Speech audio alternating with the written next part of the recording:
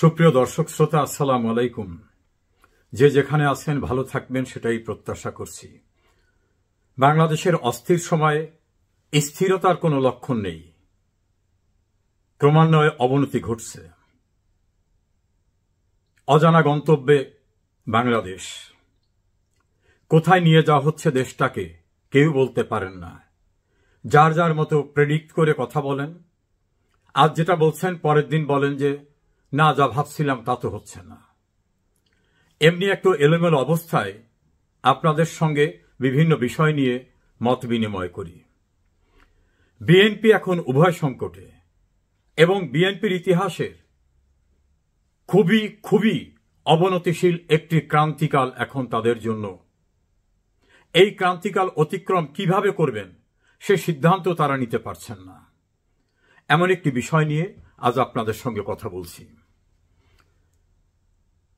2024 সালের 5 আগস্ট প্রধানমন্ত্রী শেখ হাসিনাকে সরিয়ে আওয়ামী লীগ বিরোধীরা মনে করেছিল এখনই উপযুক্ত সময় বিনাশ করে দেওয়া আওয়ামী লীগ নামের আর কোনো কিছুর অস্তিত্ব রাখা যাবে না, এবং তারা সেভাবেই কাজকর্ম করছিলেন।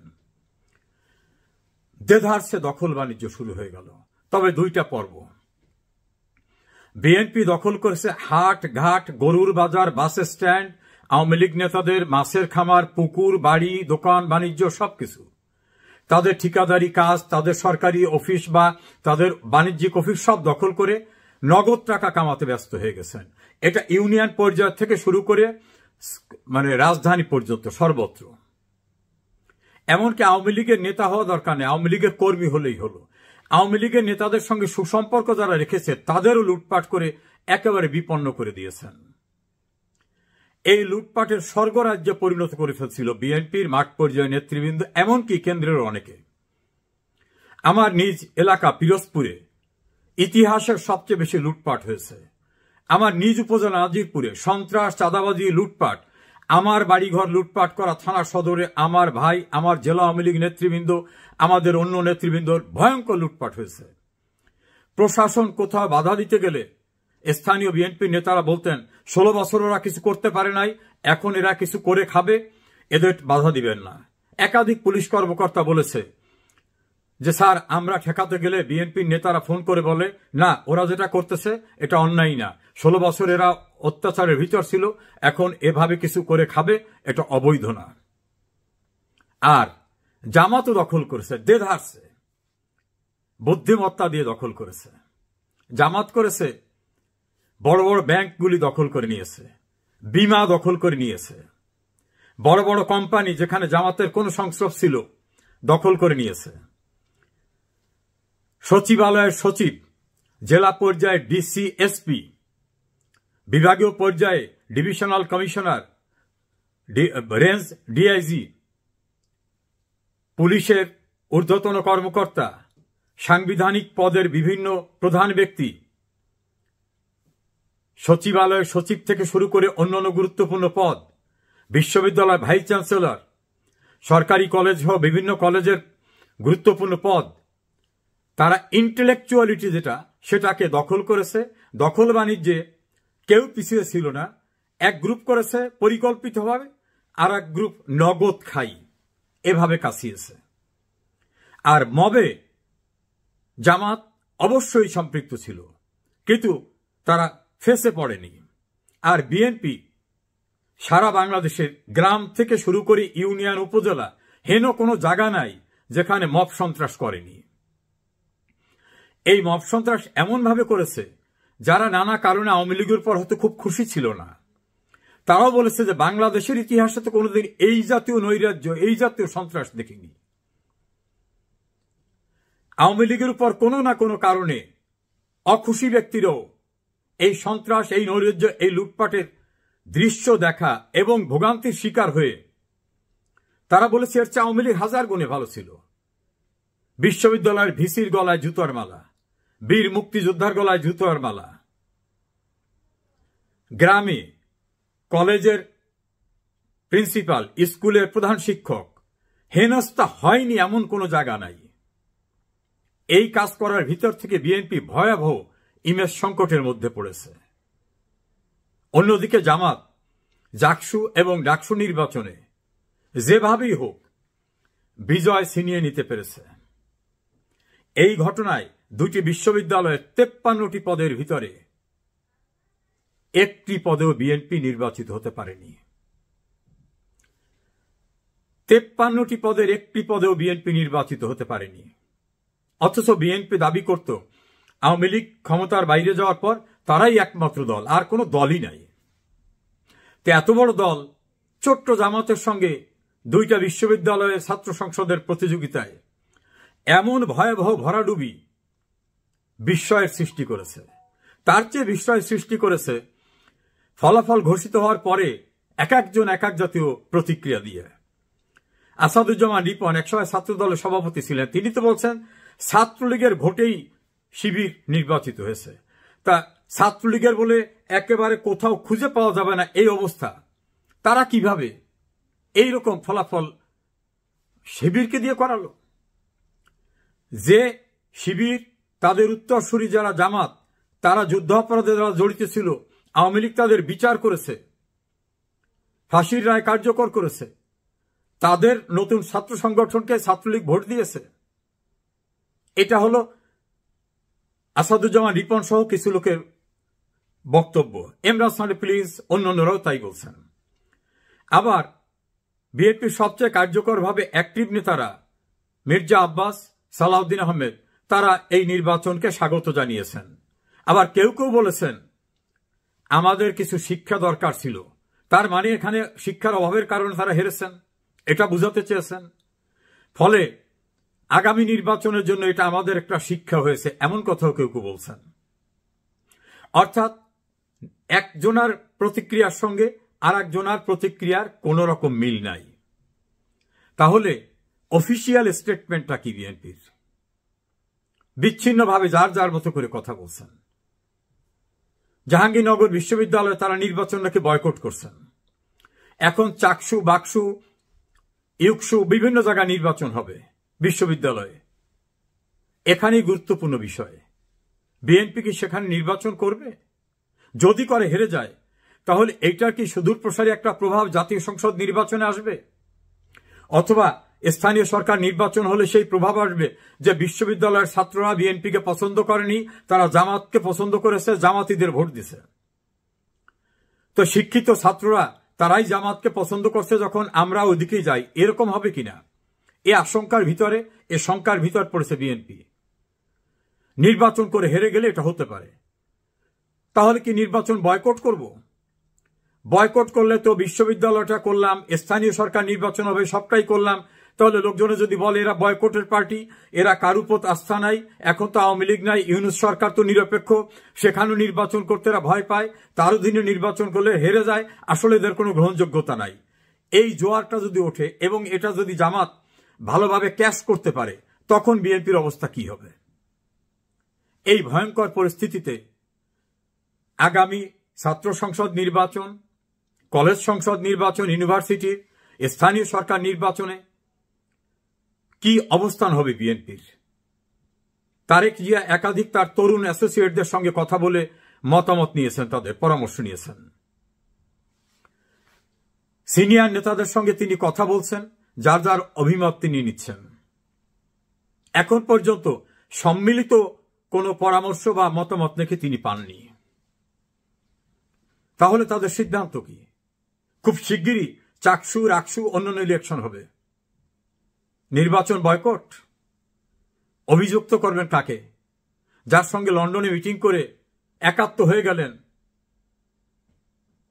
ইউনূসের সঙ্গে ঐক্যবদ্ধ হলেন, সেই ইউনূস কি আপনাদেরকে মূলা ঝুলিয়ে বিদায় করতেছে? বোঝা গেছে কিছু? ইউনূসের উপর আস্থা রেখে দেশের ইউনূসের বিরুদ্ধে যারা কথা বলতো নিজ দলের, তাদের মুখে তালা লাগিয়ে দিয়েছেন তারেক রহমান।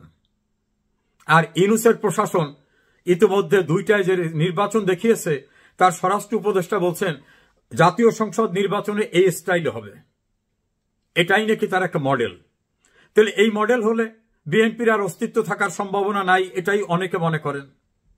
তাহলে বিএনপি যাবে কোথায়? তারেক রহমান 5 আগস্টের পরে একটা বক্তৃতায় বলছিলেন আগামী নির্বাচন হবে অনেক কঠিন নির্বাচন। বিএনপি নেতা কর্মীরা বলছে ওটা ভাইয়ার বলার কথা, তাই বলছে আমাদের সঙ্গে নির্বাচন করারই তো কেউ নাই, কোথাও লোকই নাই, প্রতিদ্বন্দ্বী নাই। আর একটা বক্তৃতায় তিনি নাকি বলছেন অদৃশ্য শক্তির সঙ্গে আমাদের কিন্তু লড়াই করতে হচ্ছে। তারা বলছে এগুলো তারেক রহমান কথার কথা বলতে হয়, সেই জন্য বলছেন।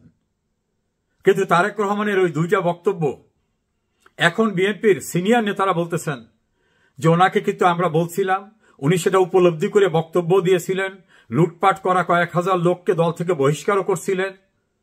তারপরেও এই যে তৃষ্ণার্ত যারা লুটপাট পার্টি, তাদের ফেরানো যায়নি।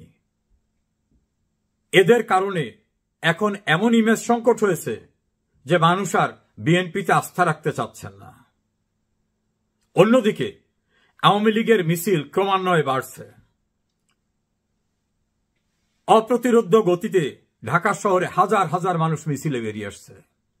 রাস্তাঘাটে, কলকারখানায়, গ্রামে, শহরে, নগরে, বন্দরে গরিব, রিকশাওয়ালা যাকেই জিজ্ঞাসা করা হয়, আমরা সামাজিক যোগাযোগ মাধ্যমে দেখি, তারা বলে আওয়ামী লীগ ভালো ছিল, আওয়ামী লীগ যা করছে কেউ কোনদিন করে নেই, আওয়ামী লীগের সময় রিক্সা চালায় ভালো ছিলাম, শ্রমিক বলে আমি ভালো ছিলাম, রাস্তার পাশে যে ফল বিক্রি করে সেও আমি বলে আমি ভালো ছিলাম। তারা এখন আওয়ামী লীগকে চায়। আর বিএনপিকে তাদের দীর্ঘদিনের মিত্র জামাত একটা চূড়ান্ত লেসন দিয়ে দিছে। এই লেসন, এই শিক্ষার ধারাবাহিকতা যদি জামাত অব্যাহত রাখে, তাহলে বিএনপি একেবারে ক্ষমতার কাছাকাছি গেছে, শুধু চেয়ারে বসতে বাকি। কারণ 5 আগস্টের পরে পল্টনে বিএনপি সবাই বলা হয়েছিল খুব শিগগিরই বাংলাদেশে চলে আসবেন। অনেক নেতা তো বক্তব্যের সময় বলছিলেন যে আজকে ভার্চুয়ালি যুক্ত হচ্ছেন আমাদের ভাবি প্রধানমন্ত্রী তারেক রহমান। প্রধানমন্ত্রী হয়ে গেছেন, শুধু দিয়ে বসতে বাকি। এখন তো কোনো মামলা নাই, কোনো কিছুই নেই, তারপর তিনি ফিরছেন না। সম্ভাব্য প্রধানমন্ত্রীর দল এমন হারা হারছেন এবং এমন সংকটে পড়েছেন, জিয়াউর রহমানের মৃত্যুর পরে এ জাতীয় ক্রান্তিকালে তারা পড়েছিল কিনা সেটা নিয়েও তাদের দলীয় নেতৃবৃন্দ বিভিন্ন রকম মত বিনিময় করছেন। আর একজন আর তো বলতেন যে আমরা জুলাই যোদ্ধা, এই দেশের সমস্ত মানুষ আমাদের উপর আস্থায় রেখেছে। ওই যে বৈষম্য বিরোধী ছাত্র আন্দোলন, তাদের ছাত্র সংগঠনের নাম বাকশাস, বাংলাদেশ গণতান্ত্রিক ছাত্র সংসদ। ভোটে নাকি তাদের কাছে কেউ টিকবেই না। তারাও লুটপাট করে, মব সন্ত্রাস করে, মানুষকে অপমান করে, বাচালের মতো কথা বলে, বেয়াদবের মতো আচরণ করে এমন জায়গায় পৌঁছেছেন যে নির্বাচনী ফলাফলে নিচের দিক থেকে তারা ফার্স্ট হয়েছে, নিচের দিক থেকে, অর্থাৎ একেবারে বটমে। দেশের বাইরে যেখানে যাচ্ছে, আমেরিকা, জাপান, ইংল্যান্ড যেখানে যাচ্ছে, সেখানে প্রচন্ড ক্ষুব্ধ মানুষের দ্বারা হেনস্থা হচ্ছেন, লাঞ্ছিত হচ্ছেন। এমনকি ইংল্যান্ডে আসার পরে তাদের নেতাকে ইউনুসকে দেখাই করেন না ইংল্যান্ডের প্রাইম মিনিস্টার। আর নাস্তে নাবুদ হচ্ছেন যেখানে যান।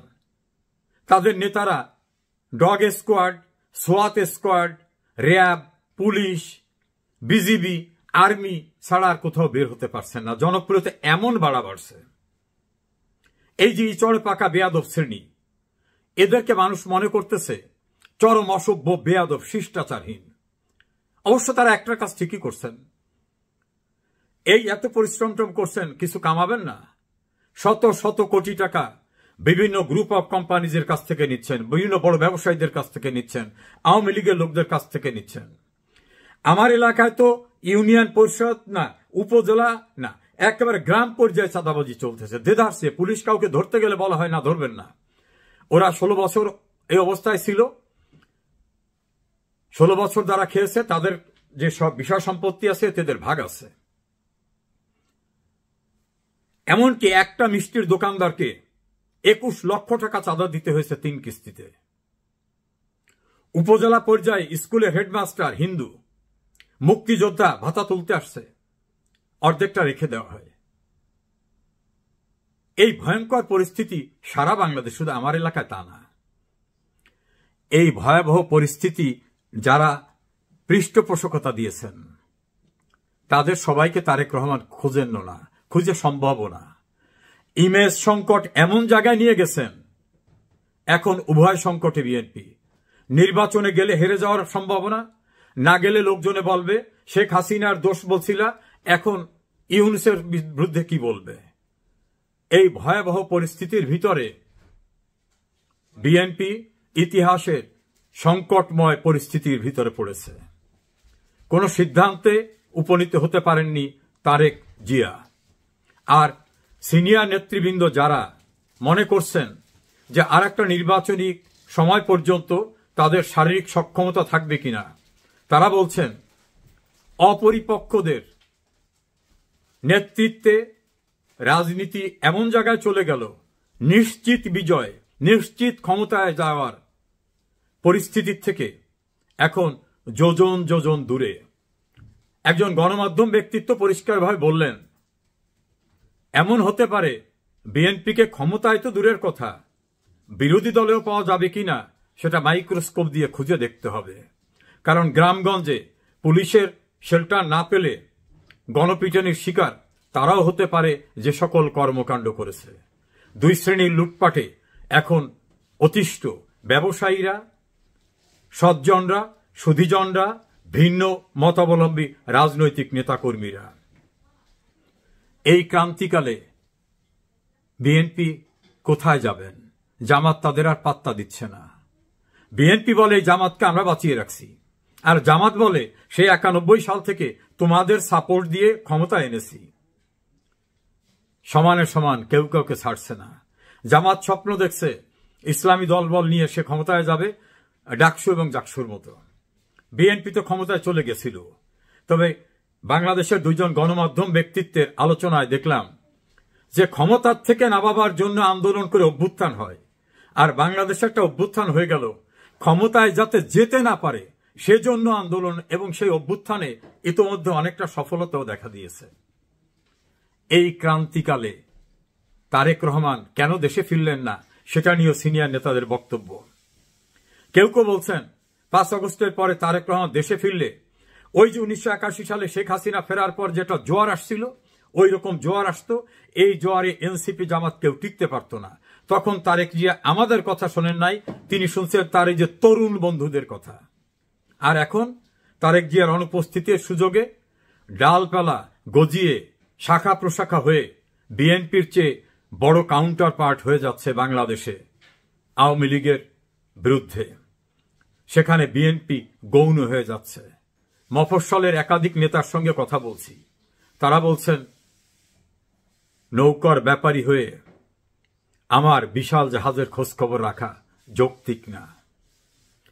তাহলে বিএনপি যাচ্ছে কোথায়? অজানা গন্তব্যে। ভয়ঙ্কর ক্রান্তিকাল বিএনপির জন্য নেমে এসেছে। এই ক্রান্তিকালে বিএনপির রাজনৈতিক অস্তিত্ব আবার অনিশ্চয়তার দিকে চলে গেল। অন্যদিকে বিশাল বিশাল মিছিল হচ্ছে রাস্তায় আওয়ামী লীগের। রাস্তাঘাটে সবাই মিলে বলছে আওয়ামী লীগ ভালো ছিল, আওয়ামী লীগ ভালো ছিল। রিক্সাওয়ালা থেকে শুরু করে শ্রমিক, মজুর, ব্যবসায়ী, এমনকি যারা আওয়ামী লীগকে পছন্দ করত না এমন রাজনৈতিক দল, মাহমুদুর রহমান মান্না বলছেন আমার এলাকায় আমার উপজেলা সভাপতিকে মারধর করেছে, সর্বোচ্চ লেভেলে জানাইছি, থানায় মামলা করতে গেলে থানা বলছে মামলা নেওয়া যাবে না, উপরের নির্দেশ। এই মাহমুদুর রহমান মান্না সহ অনেকেই এই দুরবস্থায় আছেন।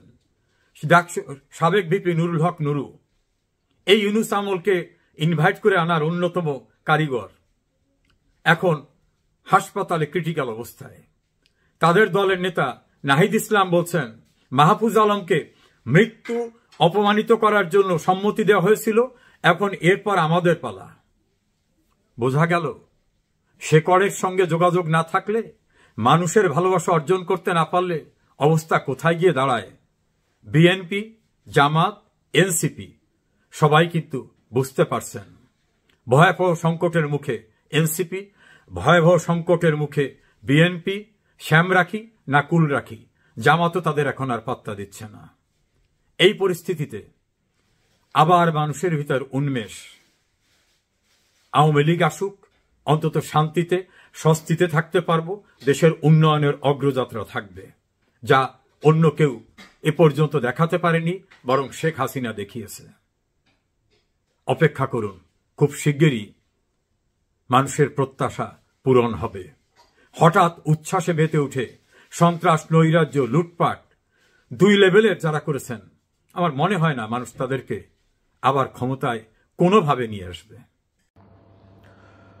সুপ্রিয় দর্শক, আজকে যে ভিডিওটি আমি করতে যাচ্ছি, বলা চলে এই ভিডিওটি গতকালকে আমি আমেরিকার সাথে এই দখলদার বাহিনীর যেই গোপনীয় বা নন ডিসক্লোজার যে চুক্তিটি আছে সেটিরই দ্বিতীয় ভাগ বলা যেতে পারে।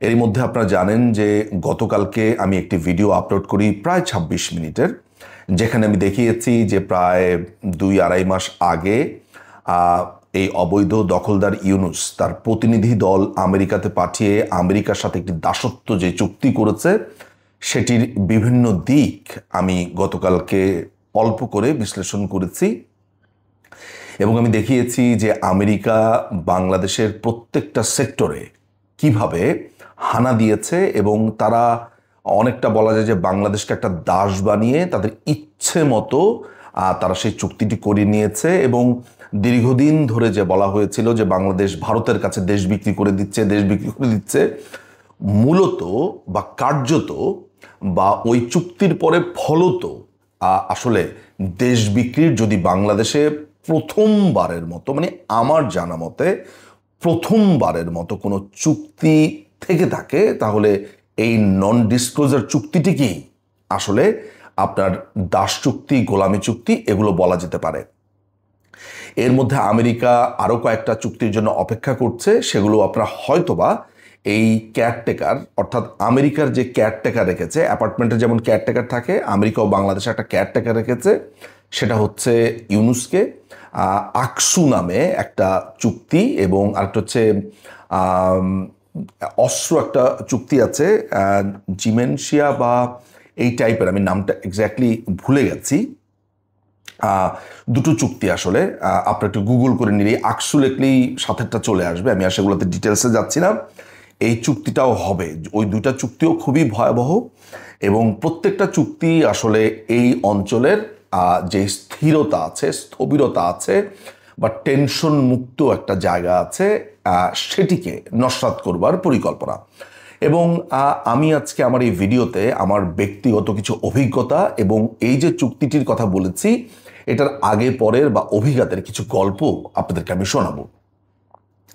আপনারা জানেন যে এই বছরের ফেব্রুয়ারিতে এই যে সমন্বয়ক নামের যে ডাকাতগুলো আছে, যে গুন্ডাগুলো আছে, কিংবা নিজেদেরকে বিপ্লবী বলে অভিহিত করেছে যে জুতা চোর, যে বদনা চোর, যে মাছ চোর, মুরগি চোর, এই চোরগুলো আছে এবং ডাকাতগুলো আছে এবং একই সাথে সেনাবাহিনী তাদেরকে নানানভাবে বা সেনাবাহিনীর একটা অংশ তাদেরকে যে নানানভাবে সংগঠিত করেছে, শক্তিশালী করেছে, সেটার প্রেক্ষিতে এই বছরের 5ই ফেব্রুয়ারিতে বাংলাদেশের ঐতিহাসিক 32 নম্বর তথা বঙ্গবন্ধুর যেই বাড়িটি সেটি পুরোপুরিভাবে ভেঙে ফেলা হয়, আপনারা সেটা অবগত আছেন।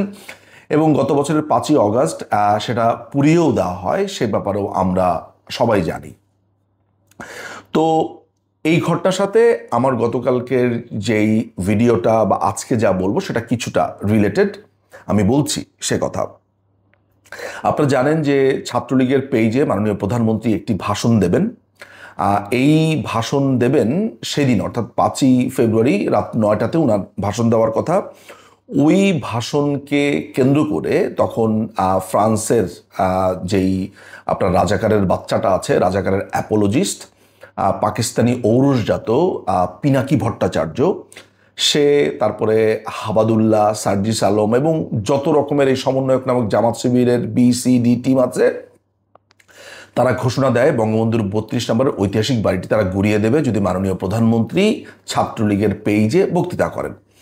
তো মাননীয় প্রধানমন্ত্রীর শিডিউলড টাইম ছিল রাত 9টা, 8টা বাজে বা 7:30 বাজেই তাদের তোড়জোড় শুরু হয়ে যায় এবং তারা ভাঙা শুরু করে। এবং এটার মধ্যে বিএনপির ইশরাক হোসেন, সাদেক হোসেন খোকার ছেলে, মুক্তিযোদ্ধা সাদেক হোসেন খোকার ছেলে ইশরাক, সেখানে সে পুরোপুরি সাহায্য করে। পরবর্তী সময় আমরা বিভিন্নভাবে জানতে পারি, বিশেষ করে যে এই গুন্ডা বাহিনীর অন্যতম ইনকিলাব মঞ্চের হাদি সেটি সবার সামনে প্রকাশ করে দেয় যে বিএনপির এখানে ভূমিকাটা কী ছিল। তো ওই রাতে এমন একটা অবস্থার তৈরি হয়, আমরা সবাই খুবই আবেগপ্রবণ হয়ে যাই এবং এটা আমাদের সবার কাছেই খুবই অবিশ্বাস্য থাকে। এটি শুধু বঙ্গবন্ধুর বাড়ি বলেই না, এটি বাংলাদেশের মুক্তিযুদ্ধ, বাংলাদেশের মুক্তি সংগ্রামের পেছনে সেই বহু আগের থেকে এই বাড়িটি স্মৃতি বিজড়িত। এটির সাথে শুধু বাংলাদেশের স্বাধীনতা এখান থেকে ঘোষণা করা ৬৬ দফা থেকে শুরু করে অসংখ্য আন্দোলন সংগ্রামের সূতিকাগার, এটা নস্যাৎ করবার একটা বলবো যে ভয়ঙ্কর পরিকল্পনা ছিল, যে মুক্তিযুদ্ধের সমস্ত স্মৃতি মুছে দেওয়ার পরিকল্পনা। বঙ্গবন্ধু কন্যার ভাষণ ঠেকাবার আসলে যে উদ্দেশ্য ছিল না, এটা অনেকেই বুঝতে পেরেছে, আমরা বারবার বলেছি। কিন্তু সে রাতে যখন আমরা খুবই আবেগপ্রবণ হয়ে যাই, আমার মনে আছে আমি তখন ইংল্যান্ডে তখন অনেক রাত্রে ২-৩টা বাজে, ভারতে সম্ভবত ৬টা-৭টা বাজে, আমি মাননীয় প্রধানমন্ত্রীর সাথে যোগাযোগ করি, মাননীয় প্রধানমন্ত্রী শেখ হাসিনা। আমি অসম্ভব রকমের ইমোশনাল ছিলাম এবং আমি টু বি অনেস্ট আমি ঠিকভাবে কথা বলতে পারছিলাম না তার সাথে। একটা পর্যায়ে আমি মাননীয় প্রধানমন্ত্রীকে বলি যে আপা, কোনোভাবে যদি সম্ভব হয় পশ্চিমাদের সাথে কথা বলা, এরা যা চায় তাও যদি আমরা মানে বলা যেতে পারে। সোজা কথা হচ্ছে যে আমি এত দ্রবীভূত হয়েছি, মানে আমাদের মতো দুর্বল চিত্তের মানুষ, আমার মতো আমি আমাদের মতো বলবো না, আমি ব্যক্তিগতভাবে বলবো যে এই ভয়াবহ অবস্থা দেখে আমি এতটা অসম্ভব রকমের ভয়ানক ফিল করছিলাম। আমি মাননীয় প্রধানমন্ত্রীকে তখন বললাম যে আপা, এই পশ্চিমাদের সাথে আপনি সম্ভব হলে যদি কথা বলা যায়, এদের সাথে একবার কথা বলা ভেবে দেখা। তো আমরা তো সাধারণ মানুষ, আমরা দ্রুত বিচলিত হই, দ্রুত কম্প্রোমাইজ করতেও শিখি। আমাদের দুর্বলতা, আমাদের ক্ষুদ্রতার কোনো শেষ আসলে নাই। কিন্তু আমি ভুলে গিয়েছিলাম, আমি কথা বলছিলাম বঙ্গবন্ধু কন্যা শেখ হাসিনার সাথে।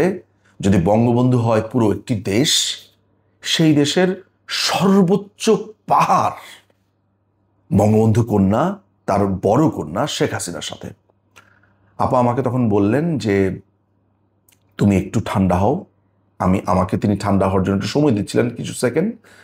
তারপরে তিনি আমাকে যে কথা বললেন, আমি ফোনের এই পার থেকে আমার কান্না ঝরছে আর আমি নেত্রীর কথা শুনে যাচ্ছি। নেত্রী আমাকে বললেন, আমাকে কত দোষে অভিধা দেওয়া হয়, কত রকমের তকমা দেওয়া হয়েছে, আমি সমস্ত কিছু মাথা পেতে নেই, আমি চুপচাপ শুনি, আমি শুনতেই থাকি।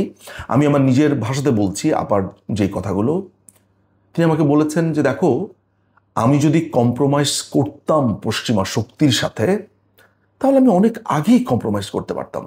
তোমার কি মনে আছে যে বিবিসিতে আমি একটা সাক্ষাৎকার দিয়েছিলাম? আমি বলছি জি আপা, আমার মনে আছে। আপনি তখন বলেছিলেন যে আমেরিকা আপনাকে উৎখাত করতে চায়, পশ্চিমারা আপনার পেছনে লেগেছে, এবং সংসদেও বলেছেন, এবং আপনি ভাষণ বক্তৃতাতে অনেকবার বলেছেন। তিনি বলেছেন যে তখন তিনি একটু মনে করিয়ে দিলেন যে তারা ওই মিজোরাম, মণিপুর ওই অঞ্চলটাতে একটা আলাদা রাষ্ট্র বানাতে চায়, ইস্ট তিমুরের মতো। এগুলো কিন্তু তিনি ওই দিন ফোনে আমাকে বলছিলেন, এবং তিনি যেই কথাটা সর্বশেষ বললেন যে বঙ্গবন্ধু কন্যা দেশ বিক্রি করে না। প্রিয় দর্শক, বিশ্বাস করেন, আপনাদের অনেক মানুষ আছে যে মাননীয় প্রধানমন্ত্রীকে অপছন্দ করেন, দেখতে পারেন না, আবার তার এত প্রেমিকা আছে এত, অর্থাৎ তাকে ভালোবাসে, তাকে মন থেকে বুক থেকে ভালোবাসে, এরকম অনেক মানুষ আছে, সব মিলেই আছে।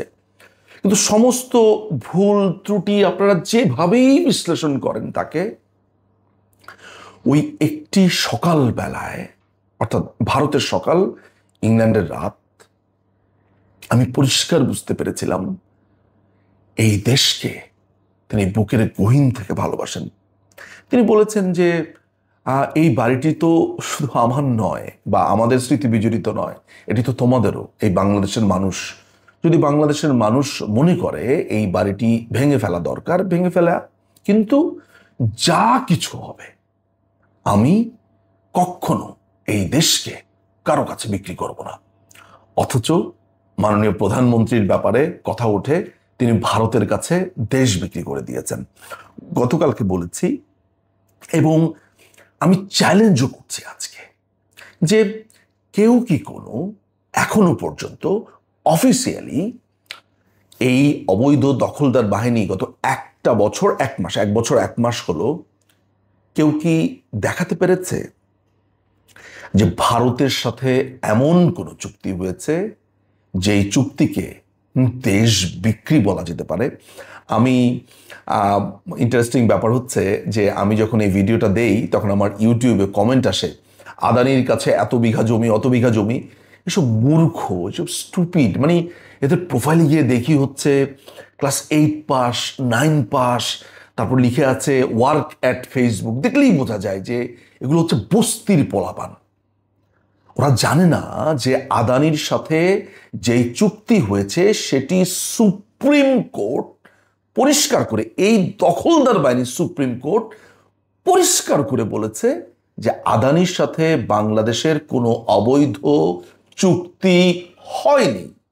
অথচ এই দালালের বাচ্চাগুলো, এই চামচাগুলো বারবার আমার ফেসবুকে তো কমেন্ট করতে পারে না, ইউটিউবে এসে কমেন্ট করছে, অমুক করেছে। তো ওদের সারা জীবনের ওই পাওয়ার এতটুকুই কমেন্টের মধ্যে, ওই কমেন্টের মধ্যেই ওই চোথা পড়ে আসবে, অমুকের বই পড়বে, তমুকের বই পড়ে আসে, এখানে চোথা ছাড়বে।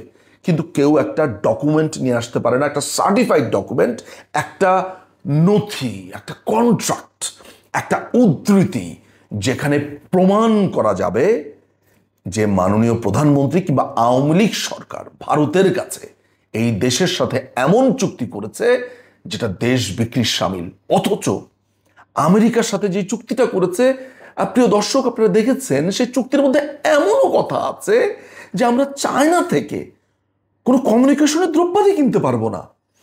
কাস্টমসে আমরা অন্য দেশের সাথে কি এক্সপোর্ট করি, কি ইম্পোর্ট করি, সেই পুরো ডাটা আমেরিকাকে দিতে হবে। আমরা যদি এগুলো গভীরভাবে ভাবি আমাদের মনে হয় মাথা ঠিক থাকবে না। যাই হোক, এর আগের ভিডিওতে আমি বলেছি, এই ভিডিওতে আমি লম্বা করব না, মাননীয় প্রধানমন্ত্রীর কথা বলছিলাম। তো আমি যে নতুন বইটা লিখছি 5ই অগাস্টের নেপথ্যে, সেটার অংশ হিসেবে আমি অনেক মানুষের সাক্ষাৎকার নিয়েছি, গুরুত্বপূর্ণ মন্ত্রী, আমলা, গোয়েন্দা বিভাগের কর্মকর্তা, নানান ধরনের মানুষ, আর্মি অফিসার, পুলিশ অফিসার, নানান রকমের সাক্ষাৎকার নিয়েছি।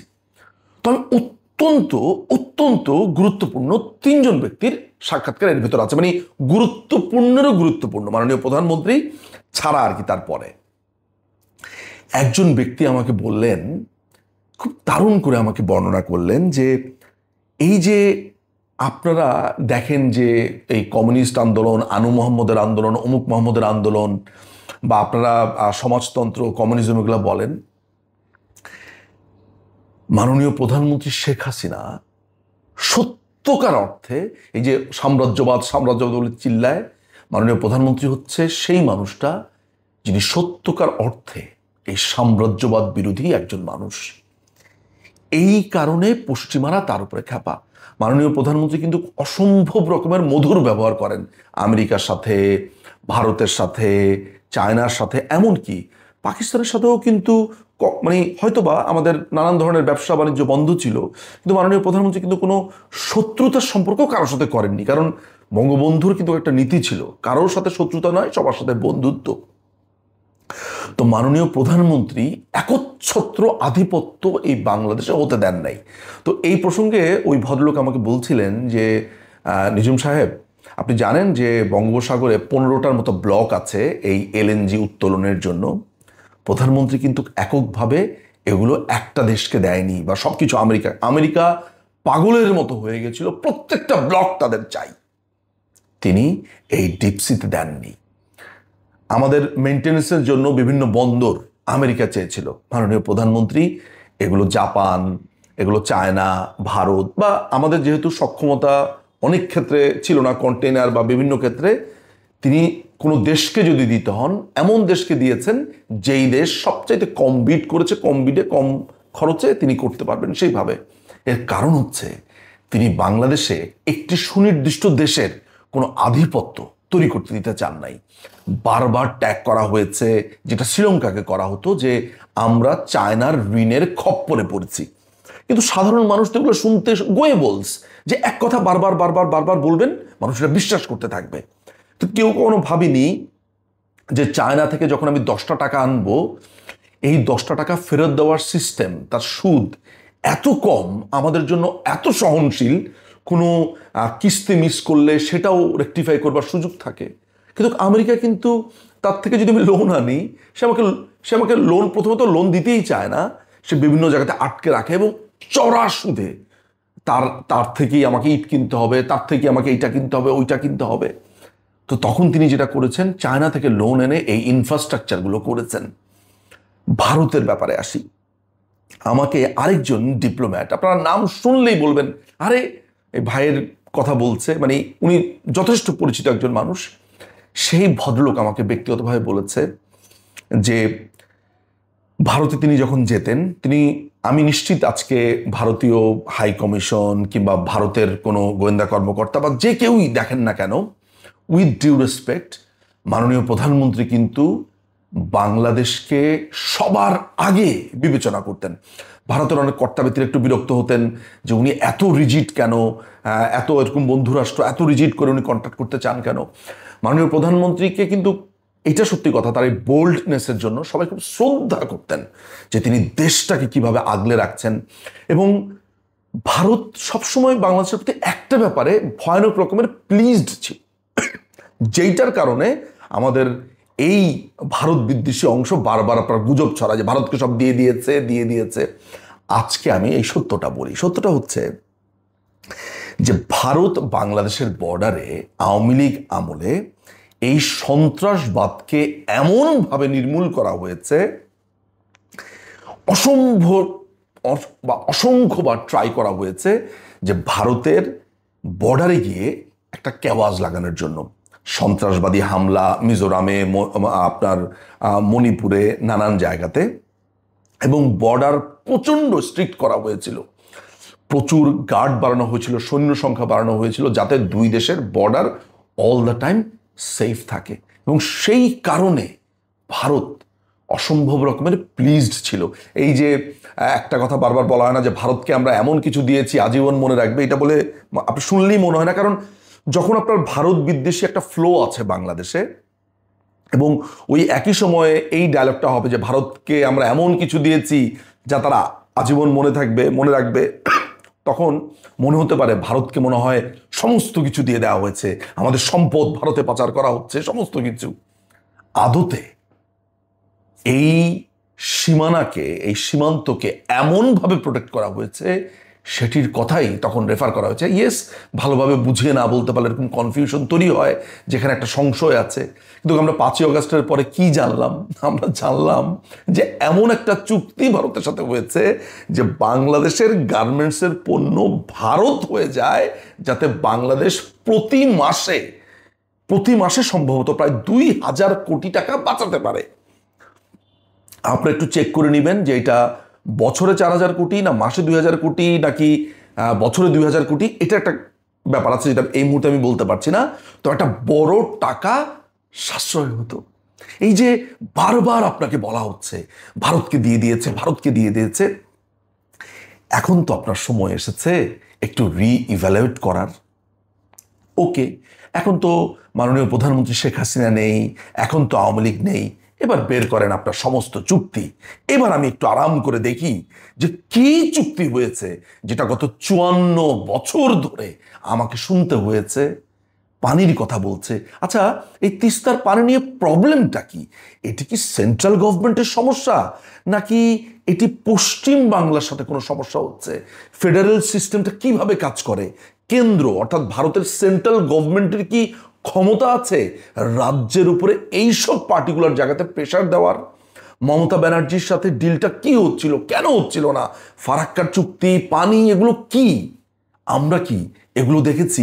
কিংবা আমরা কি কখনো এটা বিবেচনা করেছি যে ভারত সরকারকে ভারতের লোকেরা ফাটিয়ে ফেলেছে সমালোচনা করে, যে ছিটমহল দিতে গিয়ে বাংলাদেশকে এতগুলো জমি কেন দিয়ে দেওয়া হলো? আপনারা কি জানেন বাংলাদেশ কয়েকশো বিঘা একর জমি পেয়ে গিয়েছে, এক্সট্রা ভারত দিয়ে দিয়েছে।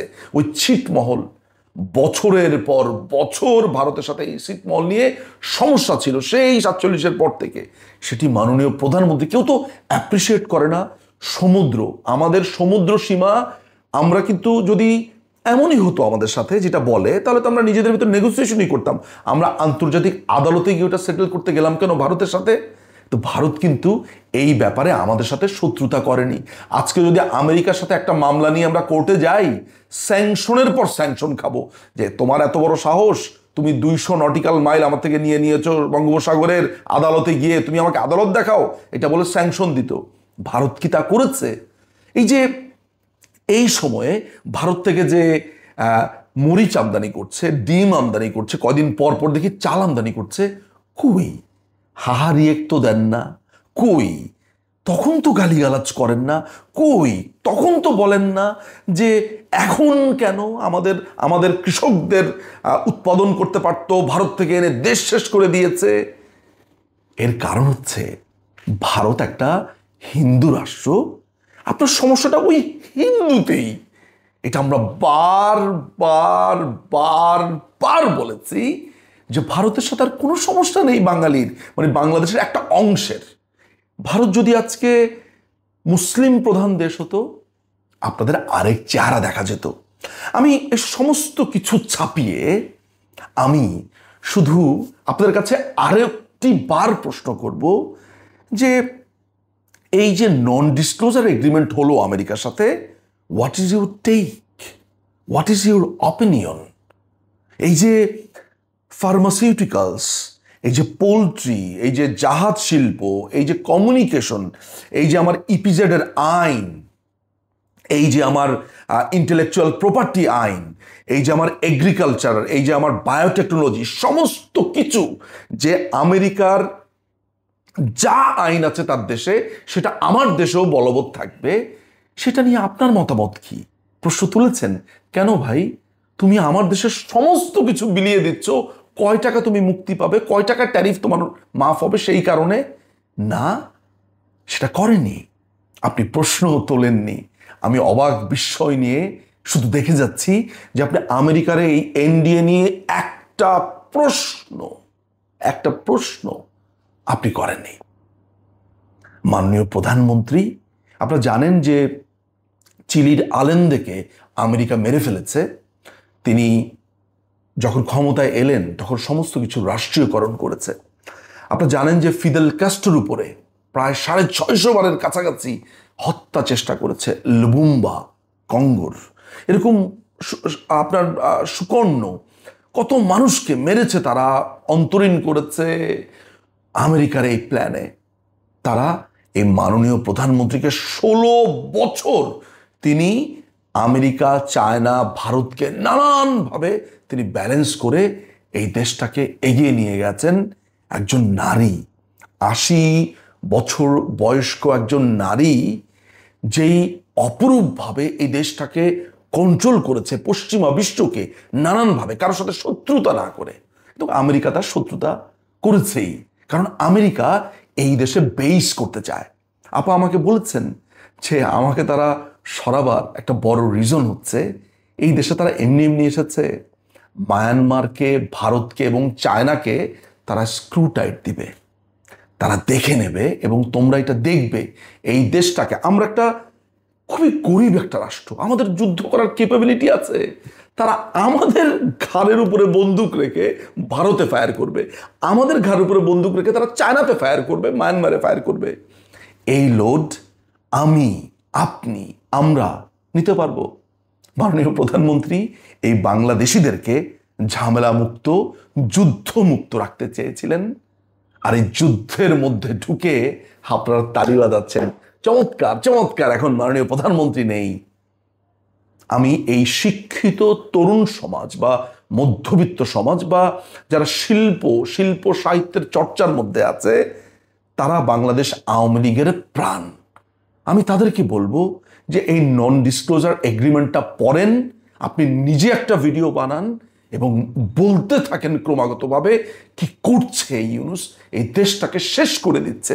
এটার বিনিময়ে ইউনূস তার 666 কোটি টাকা মকুফ পেয়েছে, ইউনিভার্সিটি করেছে, তার নিজের নামে হাসপাতাল করছে, তার ব্যক্তিগত ট্যাক্সের টাকা হাজার হাজার কোটি টাকা সে আপনার ট্যাক্স লুটে নিচ্ছে। কিছু করছেন না, কিছু বলছেন না, বলুন। সবশেষে আমি আপনাদের কাছে আমার মার জন্য দোয়া চাইব, প্রার্থনা করব। আজকে তিনি একটু পরে হসপিটালে ভর্তি হতে যাচ্ছেন। আপনারা হয়তো কেউ জানেনই না, আমি এই মুহূর্তে ভারতের চেন্নাইতে আমার মার, আপনি জানেন যে মা ক্যান্সার আক্রান্ত, এবং মাকে নিয়ে আমি চেন্নাইতে আছি। তার সারা শরীরে এই ডিজিজ ছড়িয়ে পড়ছে। আগামীকালকে মার সার্জারি হবে, খুব মেজর একটা সার্জারি। এত কিছুর মধ্যেও আমি দেশের কথা বলছি। দেশ কেমন চলছে, কেমন চলবে, সামনে কি নির্বাচন হবে কি হবে না, এই বিষয়গুলো যদি বুঝতে চান তাহলে গভীর মনোযোগ নিয়ে অন্তর্দৃষ্টি দিয়ে ডক্টর মোহাম্মদ ইউনূসকে দেখতে হবে এবং তার সমস্যা, তার চালচলন, কথাবার্তা, পোশাক, ড্রেস কোড, চলাফেরা ইত্যাদি মূল্যায়ন করতে হবে। তাহলে আপনি বুঝতে পারবেন আসলে দেশ কোথায় যাচ্ছে। কারণ হলো প্রকৃতি এমন একটা বিষয়, যিনি যে চেয়ারে বসে থাকেন সেই চেয়ারের মধ্যে বা সেই চেয়ারে কতগুলো অলৌকিক ঘটনা প্রকৃতি ঘটিয়ে থাকে। এখানে প্রকৃতি বলতে যারা হিন্দু ধর্মাবলম্বী তারা ভগবান, খ্রিস্টানরা গড, মুসলমানরা যারা মহান আল্লাহ রাব্বুল আলামিন তাকে বুঝতে পারেন। তো আল্লাহ রাব্বুল আলামিনের যে খোদাই আইন রয়েছে, ল অফ নেচার, সেই ল অফ নেচারের বৈশিষ্ট্য হলো যে মানে যিনি যে চেয়ারে বসে আছেন ওই চেয়ারের সর্বোচ্চ তাপ চাপ অনুভব করার ক্ষমতা, ওই চেয়ারের ভবিষ্যৎ এবং ওই চেয়ারে নিয়ে যে কী হবে এটা তার আচার আচরণ চালচলনে ওটা ফুটে ওঠে। ধরুন একজন রাজা খুব ভালো করে রাজ্য চালাচ্ছেন, আপনি দেখলেই বুঝতে পারবেন। সম্রাট আকবরের ছবিগুলো দেখলেই বুঝতে পারবেন কী অবস্থায় চলেছে। আপনি সাম্রাজ্য ভালো চলছে না, রাজা খুব দুর্দশাগ্রস্ত। আপনি বাহাদুর শাহ, দ্বিতীয় বাহাদুর শাহ, তার পোর্ট্রেটগুলো দেখলেই বুঝতে পারবেন যে সে কত বিপদের মধ্যে তিনি ছিলেন এবং রাজ্যকে সেভাবে রেখেছিলেন। এনিওয়ে, একইভাবে শেখ হাসিনার যে পতন হবে সেটা 2024 সনের এপ্রিল থেকেই কিন্তু মোটামুটি বোঝা গিয়েছিল। তার কথাবার্তা এলোমেলো হয়ে গেছিল, তার ডান বাম সব মানে এলোমেলো হয়ে গিয়েছিল। তিনি অতিরিক্ত আত্মবিশ্বাস, আবার কখনো কখনো অতিরিক্ত সন্দেহ, তিনি কখনো খুব হাসি, কখনো কান্না, এইভাবে 2024 সনের শুরুটা তার হয়েছিল। তারপর তিনি যখন চীনে গেলেন, চীন থেকে যেভাবে প্রত্যাখ্যাত হয়ে ফিরে এলেন, তিনি যে উচ্ছ্বাসা নিয়ে, আবেগ নিয়ে তিনি দিল্লিতে গেলেন এবং নরেন্দ্র মোদীর সঙ্গে তার যে সম্পর্ক হওয়ার কথা ছিল সেটা হিতে বিপরীত হলো এবং তিনি সেখানে গিয়ে তৃতীয়বারের মতো মানে টানা তৃতীয়বারের মতো প্রধানমন্ত্রী হয়ে, তিনি তৃতীয়বার না চতুর্থবার হলো, 2009, 2014, 2018, 19 চতুর্থবারের মতো, টানা চতুর্থবারের মতো প্রধানমন্ত্রী হয়ে তিনি যে অভ্যর্থনা আশা করেছিলেন ওটা তিনি পাননি। এই জন্য তিনি মনক্ষুণ্ণ হন।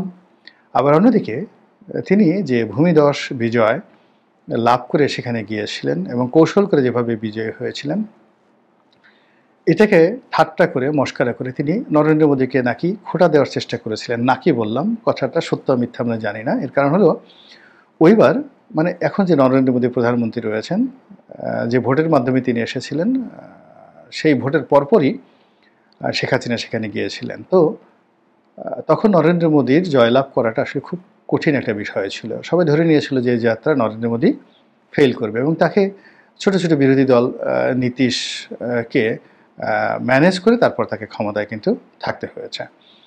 তো তখন নাকি তিনি উদাহরণ দিয়েছিলেন যে আপনি এত কম বিজয় হলেন, মানে এত কম ভোট পেয়ে হলেন কেন, বা আমাকে বললে, আমার পলিসি অনুসরণ করলে আপনি তো অনেক ভোট পেতে পারতেন বা অনেক পদ পদবি পেতে পারতেন। এগুলো যদিও বোগাস কথা 99%, কিন্তু সবাই এটা বানিয়ে ফেলেছে।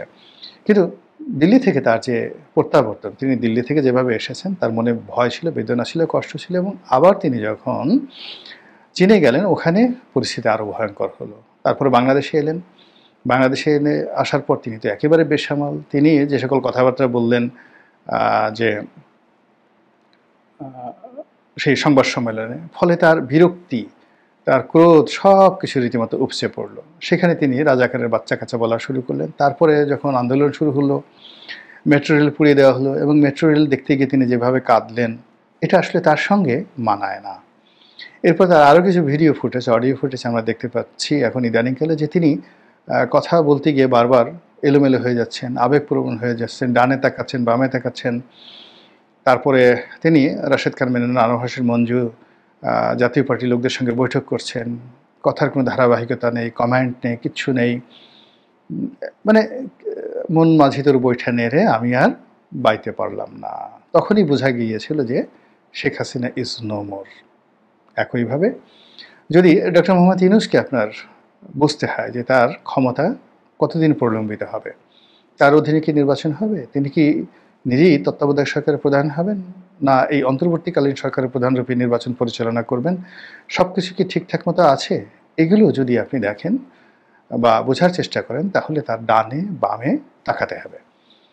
যদি আপনি তার ডানে বামে তাকান, মানে ডান দিকে কারা আছেন, বাম দিকে কারা আছেন, ডানপন্থী বামপন্থী, যেভাবেই আপনি নেন না কেন, দেখবেন যে তার ডান বাম সব এলোমেলো হয়ে গেছে, তার সামনে পেছনে সব কিছু এলোমেলো হয়ে গেছে।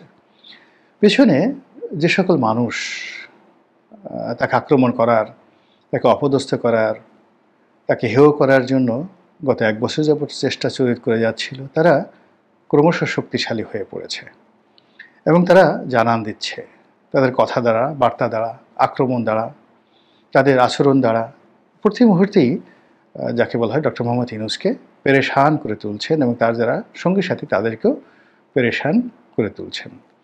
যদি তার ডান দিকে জামাতকে ধরেন, বাম দিকে বিএনপিকে ধরেন, বা বাম দিকে জামাতকে ধরেন, ডান দিকে বিএনপিকে ধরেন, পেছনে যদি আওয়ামী লীগকে ধরেন, সামনে যদি এনসিপিকে ধরেন, তাহলে দেখুন তো গত 3 মাসে কোনো কিছু ঠিক আছে কিনা, কোনো কিছু ধারাবাহিকভাবে চলছে কিনা।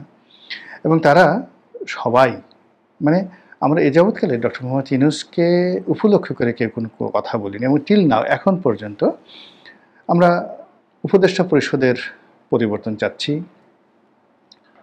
আমরা মবের বিরুদ্ধে কথা বলছি, আইনশৃঙ্খলা উনি ভালো রক্ষা করতে পারছেন না এ কথা বলছি, ওনার কিছু সমালোচনা করছে যে উনি সেই ঋণগুলো মকুব করে নিয়েছেন, তারপরে উনি গ্রামীণ ফোনকে সুযোগ দিয়েছেন, নতুন বিশ্ববিদ্যালয় নিয়েছেন, ওনার বিরুদ্ধে অভিযোগ করছি, কিন্তু ওনাকে ছেড়ে দিচ্ছি না, ওনাকে বলছি না যে চলে যান আপনি, আপনার দ্বারা হবে না, আমরা কেউ কিন্তু বলছি না। কিন্তু ইদানিংকালে যেটা হচ্ছে, কেউ কেউ কিন্তু কথা বলার চেষ্টা করছেন যে নো মোর ইউনূস, চলে যান আপনি, বা তার বিরুদ্ধে অনেকে মিছিল করার চেষ্টা করছেন, কথাবার্তা বলার চেষ্টা করছেন। এটা কিন্তু তিনি যেভাবে অভিষিক্ত হয়েছিলেন এবং যেভাবে আশা নিয়ে এসেছিলেন, এবং গত 11 সময়টাতেও এরকম একটা ভাইব তৈরি হয়েছিল, এবং ঠিক সেই ভাইবটি 6-7 মাসের মাথায় এসে হোঁচট খেয়ে পড়ে। তিনি 6 মাসের বেশি মানে তার সেই যে তার সম্পর্কে যে ইতিবাচক ধারণা 11 সময় হয়েছিলেন, এবং তখন তিনি সম্ভবত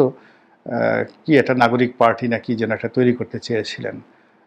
আবার ঠিক একইভাবে এইবারও সেই এন দিয়া নাগরিক ন্যাশনাল সিটিজেন পার্টি বা নাগরিক পার্টি এরকম এখন এনসিপি করার চেষ্টা করছেন। তার সেই আগের যে রাজনৈতিক অভিলাষ, এটা যে বন্ধ হয়নি, এই নামের দিকে তাকালেই বুঝতে পারবেন, এনসিপি এবং ওই আমলের নাগরিক।